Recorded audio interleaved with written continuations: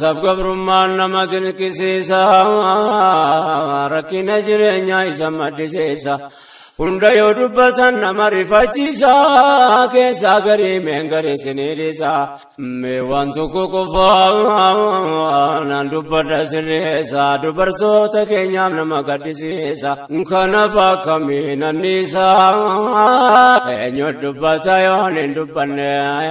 rabbi gargaarsa kee kadhanne yaa waan godaantummaan nama keenya taate dhiirarra dubartoota keenya tammaate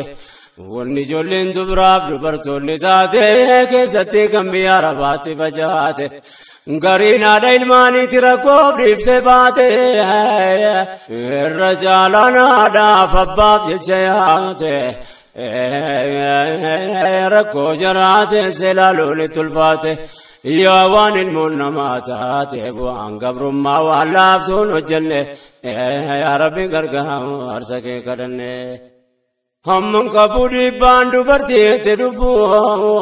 meeqa kan foogee irraa darbatame kufu fayyaan mana baatee du'aan seelleen dhufu fuula rakkoo kanaa eenyu nurraa cufu yoomii guyyaan durba kophaa baasuu nafu hanga rabbiin fedhee dukkanni nuuf ifu numatu rasilas waa kana ta'e nafu furmaanni dhufuunsa nafu rabbitti hirkannee yoo nu wal taane yaa rabbi gargaarsa kee kadhanne rakkoon dubartummaa baay'eedha waan taateef meeqaatama kanneen akka hin taane taate meeqa tosoo miilaan deemtuu lubbuun baate kan akkuma dura jenne bineensatu nyaate hangi rabbiin baase qofti na jaabaate dhayitee achi geesse gubbaaf jalaan baate birmaduun soorettiin gabra namaa taate dhagayyoo bu'aa qabaateef gariitti akeekne malettiin seenne yaa rabbi gargaarsa kee kadhanne dhugaadha irra caalaa maatii jecha yaate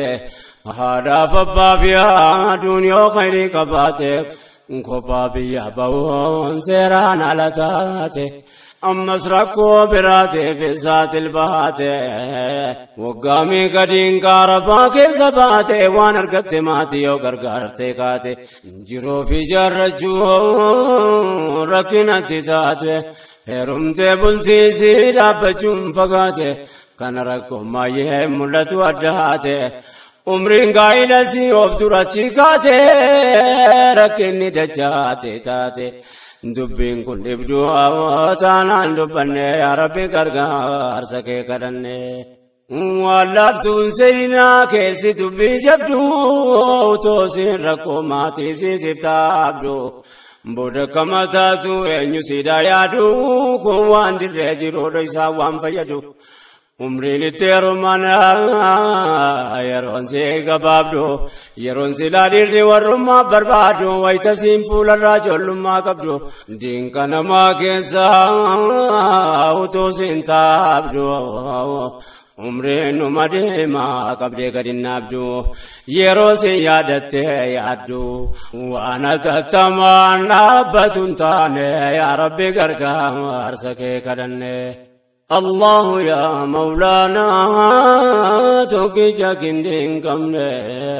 ستبكنا يا ربي غرغا ارسكي كدن الله يا مولانا توكيجا كندين كمنا ستبكنا يا ربي غرغا ارسكي كدن كفامتي ركوني سينغبتو فايجا سيجالا يا واني سينبدو isi kayyoo baate beeytu kan of eeydu kophaa biyyaa baan amma qaagaariin qabdu kun waan dirree jiru maatiin itti yaadu dhagayaa obboleetti yaaqlee gaarii qabdu yaa kan wal ilaaltee deemsaaf yaada qabdu waa'ee kee namni si yaadu kanaaf borii kee akka hin daganne yaa rabbi gargaarsa kee kadhanne yaa ummata keenya jirtan bahaadiyaa warri kaabaa kibbaa martinaa dhagaa dhaamsa xumuradhee dhaabee keessaa bahaa miidhamneerra rabbiin gargaarsa nuuf ta'a ummanni gamtuumi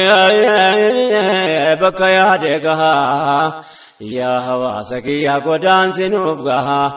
kanarratti yoonu